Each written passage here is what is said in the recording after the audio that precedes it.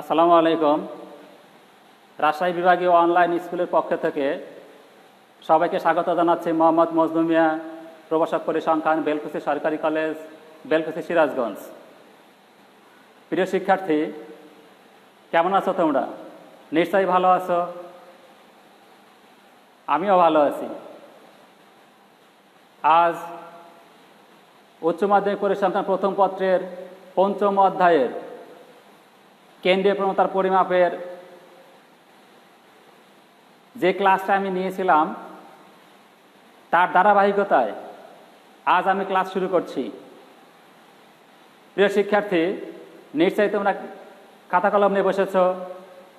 তাহলে আর দেরি নয়, চলো আমরা আমাদের আলোচনায় চলে যাই। আজকের আলোচনার বিষয় মধ্যমা ও প্রচুরক। মধ্যমা ও প্রচুরক। প্রিয় শিক্ষার্থী, মধ্যমা হলো কোনো তথ্য সারির মানগুলোকে মানের ঊর্ধ্বক্রম অথবা নিম্নক্রমে সাজালে যে মানটি মাঝখানে অবস্থান করে তাকে বলা হয় মধ্যমা। তথ্য সারির মানগুলোকে মানের ঊর্ধ্বক্রম অথবা নিম্নক্রমে সাজালে যে মানটি মাঝখানে অবস্থান করে তাকে বলা হয় মধ্যমা। অর্থাৎ তথ্য সারিতে যতগুলো মান দেওয়া থাকবে সবগুলো মানকে আমরা মানের ঊর্ধ্বক্রমে সাজাবো। সাজালে যে মানটি মাঝখানে অবস্থান করবে, যদি রাশিমালায় পদসংখ্যা n বিজোড় হয় তাহলে মাঝখানে পড়বে একটা মান, ওই মানটাকে বলা হয় মধ্যমা। আর পদসংখ্যা n জোড় হলে মাঝখানে পড়বে দুইটা মান, ওই দুইটা মান যোগ করে 2 দ্বারা ভাগ করলে যে ভাগফলটা পাওয়া যাবে তাকে বলা হবে মধ্যমা। মধ্যমা ইংরেজি হলো মিডিয়ান, MEDIAN। মিডিয়ানের এমই দ্বারা মধ্যমা প্রকাশ করা হয়। মিডিয়ানের এমই দ্বারা মধ্যমা প্রকাশ করা হয়।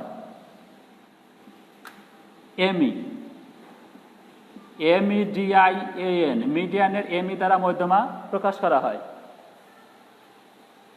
তাহলে শিক্ষার্থীরা, চলো আমরা একটা উদাহরণ নিয়ে দেখি মধ্যমা আমরা কিভাবে নির্ণয় করতে পারি। কোনো তথ্য সারিতে 10টা মান দেওয়া আছে। কয়টা মান দেওয়া আছে? 10টা মান দেওয়া আছে। মানগুলো হলো এরকম: 10, 3, 7, 8, 15, 13, 8, 9, 11,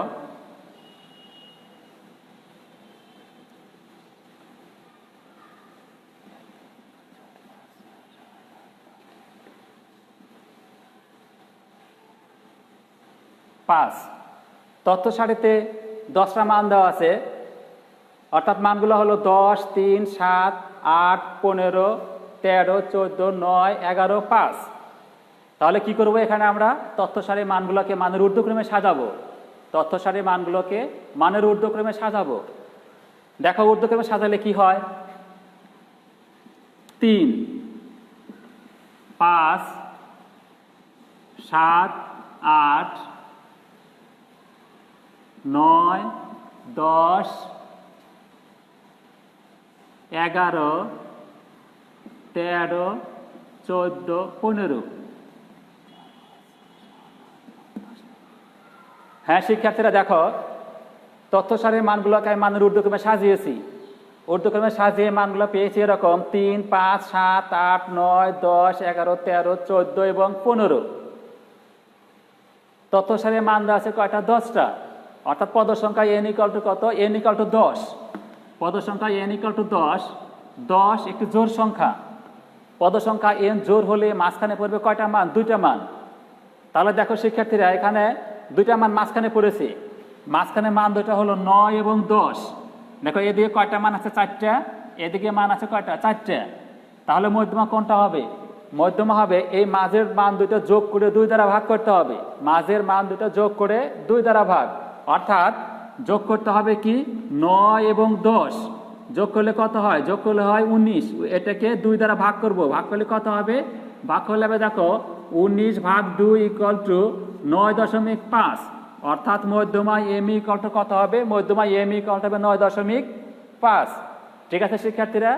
হ্যাঁ, অর্থাৎ কোনো তথ্য সারিতে যদি পদ সংখ্যা n জোড় হয়, পদ সংখ্যা n জোড় হলে মাঝখানে পড়বে দুইটা মান। তথ্য সারিকে মানের ঊর্ধ্বক্রম অথবা নিম্নক্রমে সাজালে মাঝখানে পড়বে দুইটা মান, ওই দুইটা মান যোগ করে 2 দ্বারা ভাগ করলে যে ভাগফলটা পাওয়া যাবে তাকে বলা হবে মধ্যমান।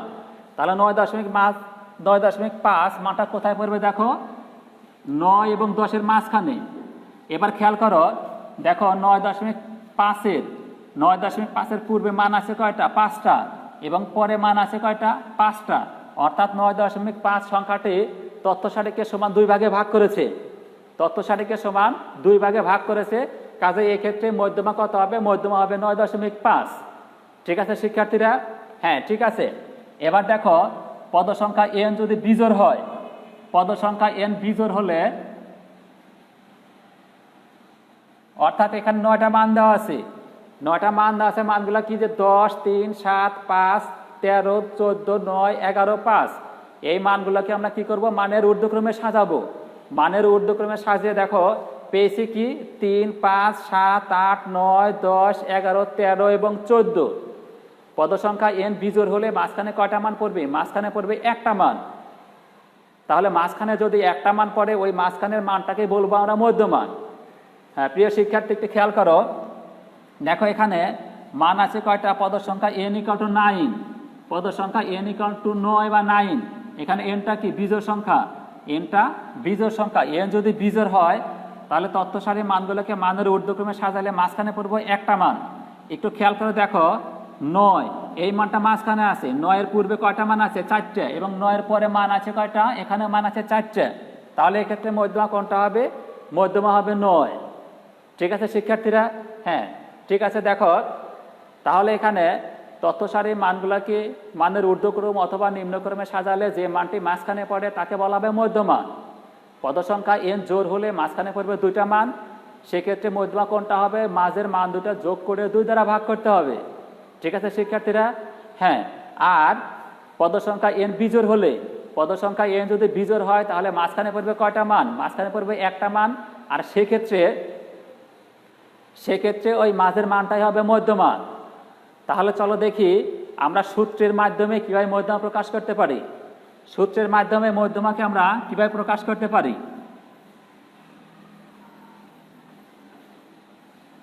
অবিন্যস্ত উপাত্তের ক্ষেত্রে তথ্য সারিতে মান দেওয়া আছে n সংখ্যক, তথ্য সারিতে মান দেওয়া আছে n সংখ্যক। n যদি বিজোড় হয় তাহলে দেখো মধ্যমা সূত্র হবে n বিজোড় হলে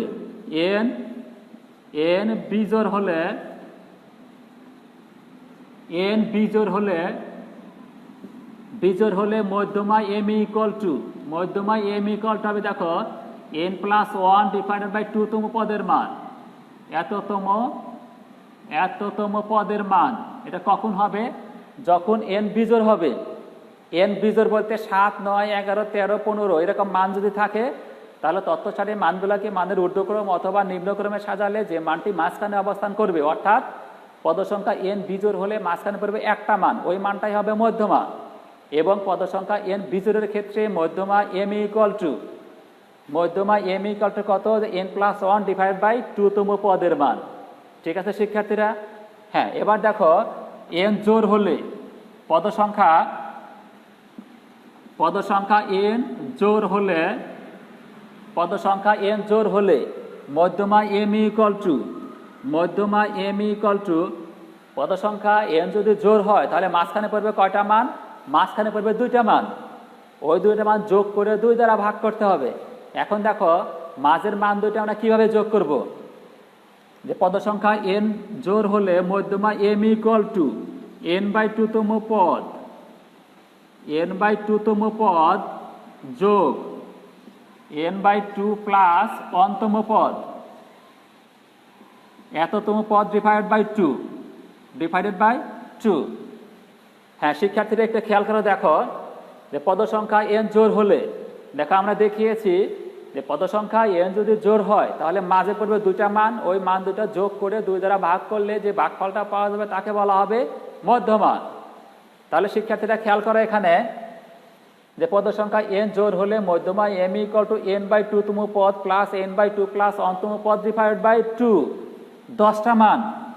ওইখানে পদ সংখ্যা n জোড় অর্থাৎ 10টা মান যখন ছিল তখন আমরা এই সূত্র ব্যবহার করব। কিভাবে দেখো, এন ইকুয়াল টু কত, এন ইকুয়াল টু 10, 10/2তম পদ যোগ এটা কত হবে দেখো 10/2 যোগ 1তম পদ ডিভাইডেড বাই 2 ইকুয়াল টু 5তম পদ, 5তম পদ প্লাস 6তম পদ ডিভাইড বাই কত, ডিভাইড বাই 2। অর্থাৎ দেখো এখানে 5তম পদ, পদ সংখ্যা এন যদি 10টা হয় অর্থাৎ জোড় সংখ্যা হয় তাহলে কততম পদ, 5তম পদ এবং 6তম পদ কিন্তু মাঝের পদ হবে। ঠিক আছে, তাহলে 5তম পদ এবং 6তম পদ যোগ করে 2 দ্বারা ভাগ করলে যে ভাগফলটা হবে তাকেই বলা হবে মধ্যমা। তাহলে শিক্ষার্থীরা খেয়াল করো, পদ সংখ্যা এন বিজোড় হলে মধ্যমা M equal to n+1 divide by 2তম পদের মান, এবং পদ সংখ্যা এন যদি জোড় হয় তাহলে মধ্যমা এম ইকুয়াল টু কত, যে n/2তম পদ প্লাস n/2 প্লাস 1তম পদ ডিভাইড বাই 2। কি ঠিক আছে শিক্ষার্থীরা? হ্যাঁ, দেখো এই যে দুইটা সূত্র এখানে আমি লিখেছি, একটা হলো পদ সংখ্যা এন বিজোড়ের ক্ষেত্রে এবং পদ সংখ্যা এন জোড়ের ক্ষেত্রে, এই দুইটা সূত্রই হলো অবিন্যস্ত উপাত্তের ক্ষেত্রে। এই দুইটা সূত্রই হলো কার ক্ষেত্রে, অবিন্যস্ত উপাত্তের ক্ষেত্রে।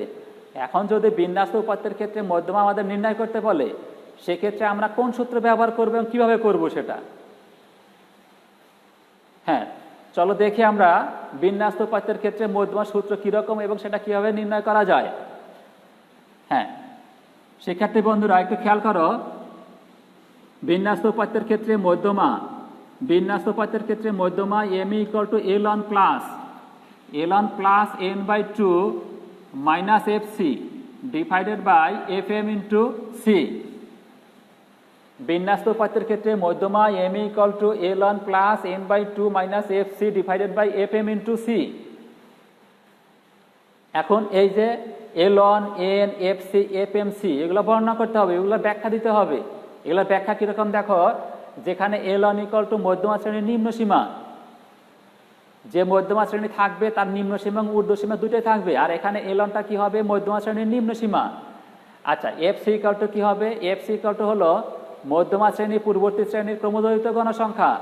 মধ্যমা শ্রেণী একটা হবে, তার পূর্ববর্তী শ্রেণী পাওয়া যাবে, এবং fcটা হবে মধ্যমা শ্রেণীর পূর্ববর্তী শ্রেণীর ক্রমদৈর্ঘ্য গণসংখ্যা। fm ইকুয়াল টু মধ্যমা শ্রেণীর গণসংখ্যা, c ইকুয়াল টু মধ্যমা শ্রেণীর শ্রেণী ব্যবধান, এবং কি n ইকুয়াল টু মোট গণসংখ্যা। এখন একটা জিনিস খেয়াল করো এখানে, হ্যাঁ শিক্ষার্থীরা নিশ্চয়ই তোমরা খাতা কলম নিয়েছো, হ্যাঁ তোমরা এই সূত্র লিখে নিতে পারো। তোমরা এই সূত্রটা খাতায় লিখে নাও যে মধ্যমা m ইকুয়াল টু কত, ln plus n/2 minus fc divide by fm into C. ঠিক আছে, এখন দেখো ln, fc, fm, cn সবগুলার ক্ষেত্রে কিন্তু মধ্যমা শ্রেণী শব্দটা জড়িত। তাহলে আমার কি করতে হবে, আমার এখানে আগে মধ্যমা শ্রেণী নির্ণয় করতে হবে। এখানে আমার মধ্যমা শ্রেণী আগে নির্ণয় করতে হবে। যদি মধ্যমা শ্রেণী আমরা নির্ণয় করতে পারি, মধ্যমা শ্রেণী নির্ণয় করতে পারলেই কি হবে, আমরা মধ্যমা নির্ণয় করতে পারবো। সেক্ষেত্রে দেখো মধ্যমা শ্রেণী ইকুয়াল টু কিভাবে নির্ণয় করব, যে আমরা জানি মধ্যমা শ্রেণী ইকুয়াল টু n/2 সংখ্যাটি ক্রমদৈর্ঘ্য গণসংখ্যার যে শ্রেণীতে অবস্থিত। দেখো শিক্ষার্থীরা এখানে আবার ক্রমদৈর্ঘ্য গণসংখ্যা চলে আসছে। তাহলে এটা আমরা কিভাবে করব, চলো একটা উদাহরণ নিই আগে। উদাহরণ নিলেই এই ব্যাপারটা আমরা পুরো বুঝতে পারবো। দেখো উদাহরণটা কিভাবে নেব, উদাহরণ নেব দেখো এইভাবে, শ্রেণী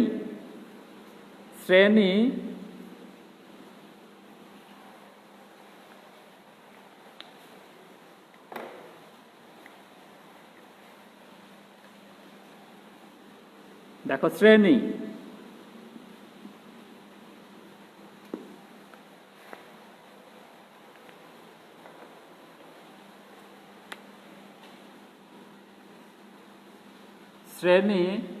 গণসংখ্যা। দেখো শিক্ষার্থীরা শ্রেণী দেওয়া আছে এরকম 5 থেকে 10, 10 থেকে 15, 15 থেকে 20, 20 থেকে 25, 25 থেকে 30, এবং গণসংখ্যা দেওয়া আছে 7, 10, 12, 8, 5। এখন কি করব আমরা, এই যে গণসংখ্যা নির্বাচন বা গণসংখ্যা সারণী আছে, এই গণসংখ্যা নির্বাচন বা গণসংখ্যা সারণীর জন্য আমরা মধ্যমা নির্ণয় করব। এই গণসংখ্যা সারণীর মধ্যমা নির্ণয় করব। তাহলে মধ্যমা সূত্রটা কি হবে? দেখো মধ্যমা সূত্র হবে m equal to l1 plus n/2 minus fc divided by fm into c। ঠিক আছে শিক্ষার্থীরা, যেখানে l1 ইকুয়াল টু মধ্যমা শ্রেণীর নিম্ন সীমা, fc ইকুয়াল টু মধ্যমা শ্রেণীর পূর্ববর্তী শ্রেণীর ক্রমযুক্ত গণসংখ্যা, fm ইকুয়াল টু মধ্যমা শ্রেণীর গণসংখ্যা, c ইকুয়াল টু মধ্যমা শ্রেণীর শ্রেণী ব্যবধান। এবং আমাদের প্রথমে যে কাজটা করতে হবে সেটা মধ্যমা শ্রেণী বের করতে হবে। এবং দেখো মধ্যমা শ্রেণী ইকুয়াল টু মধ্যমা শ্রেণী ইকুয়াল টু n/2। n/2 সংখ্যাটি ক্রমযোজিত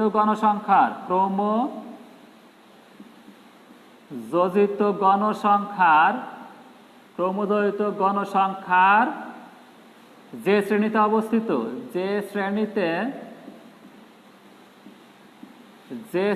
অবস্থিত,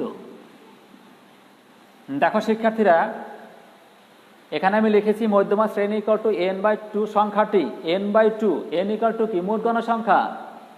n ইকুয়াল টু মোট গণসংখ্যা। মোট গণসংখ্যাকে 2 দ্বারা ভাগ করলে নির্দিষ্ট সংখ্যা পাওয়া যাবে। তাহলে ওই সংখ্যাটা কি হবে? ক্রমযোজিত গণসংখ্যার যে শ্রেণীতে অবস্থিত। কিন্তু এখানে আমার দেখো গণসংখ্যা দেওয়া আছে, তাহলে কি করতে হবে? ক্রমযোজিত গণসংখ্যা বের করে নিতে হবে। ক্রমযোজিত গণসংখ্যা কিউমুলেটিভ ফ্রিকোয়েন্সি, আর এই কিউমুলেটিভ ফ্রিকোয়েন্সিকে fc দ্বারা প্রকাশ করা হয়। কি দ্বারা প্রকাশ করা হয়? fc দ্বারা। আর ক্রমযোজিত গণসংখ্যা হলো গণসংখ্যার পর্যায়ক্রমিক যোগফল। তাহলে প্রথম গণসংখ্যাটা কত আছে দেখো? 7। তারপরটা কত হবে? 7 আর 10 17, 17 আর 12 29, 29 আর 8 37, 37 আর 5 42।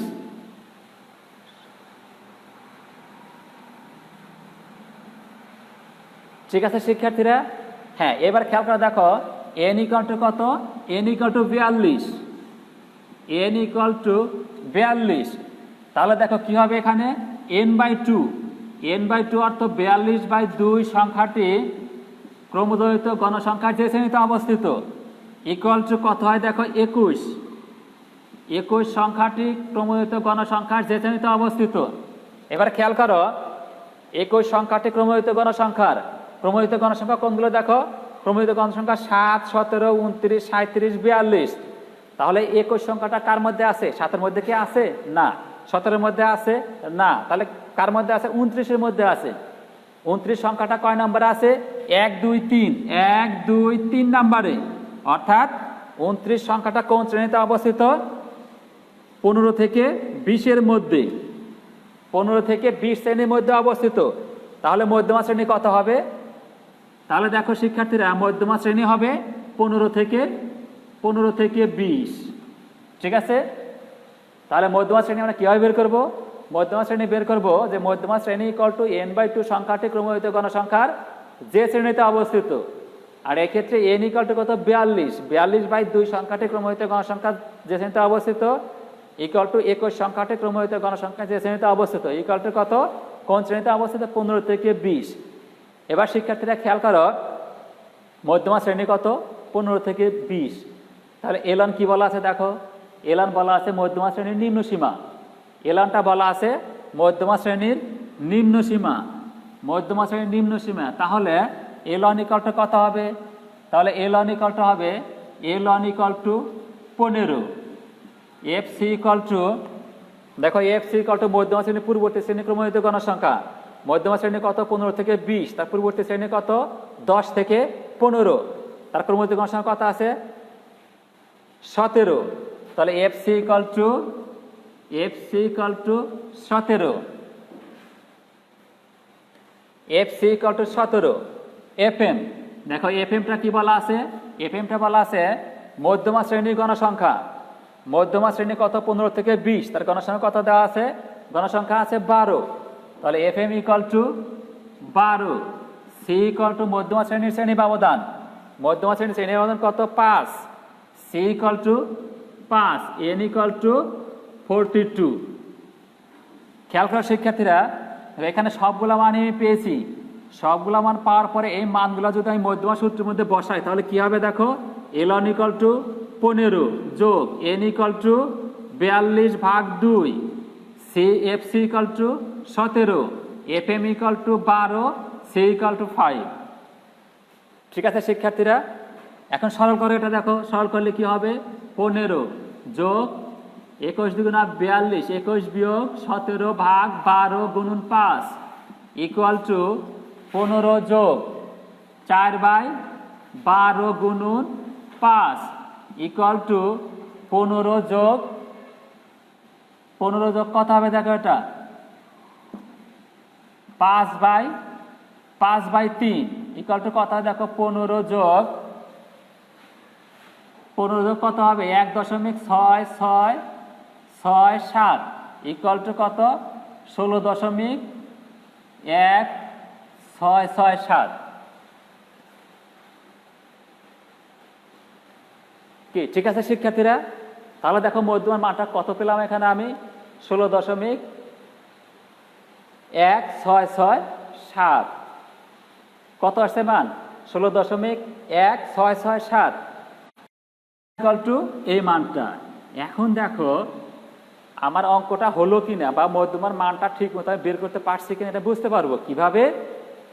হ্যাঁ, আমাদের মধ্যমা শ্রেণী কত ছিল, মধ্যমা শ্রেণী হলো 15 থেকে 20, আর যে মানটা আসছে দেখো এই মানটা অবশ্যই এই শ্রেণীর মধ্যে আছে। অর্থাৎ মধ্যমা শ্রেণী যেটা হবে, মধ্যমার মানটা নির্ণয় করলে অবশ্যই ওই মানটা ওই শ্রেণীর মধ্যে পড়বে। ঠিক আছে শিক্ষার্থীরা, তাহলে আমরা কি করতে পারবো এখন, গণসংখ্যা নির্বাচনের ক্ষেত্রে মধ্যমা নির্ণয় করতে পারবো কি পারবো না।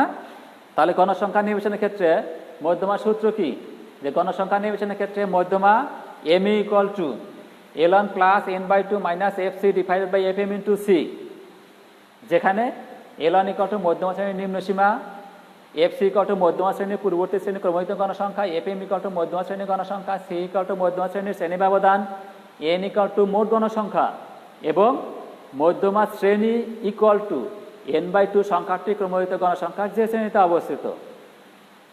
ঠিক আছে শিক্ষার্থীরা, তোমাদের বইতে দেখবা অনেক অঙ্ক দেওয়া আছে, অথবা নিজেরাই একটা অঙ্ক বানিয়ে নিয়ে বাড়িতে প্র্যাকটিস করবা। প্র্যাকটিস করলে আমার বিশ্বাস তোমরা করতে পারবা। তাহলে দেখো এখানে আমরা কি শিখলাম, আজ আমরা শিখলাম মধ্যমা কাকে বলে, বিন্যস্ত অবিন্যস্ত উপাত্তের ক্ষেত্রে মধ্যমা কিভাবে নির্ণয় করতে হয়। পারা যাবে না এখন? হ্যাঁ পারবো। আমার বিশ্বাস মধ্যমা থেকে যে কোনো বহু নির্বাচনী এবং সৃজনশীল প্রশ্ন যদি হয় তাহলে তোমরা অ্যান্সার করতে পারবা।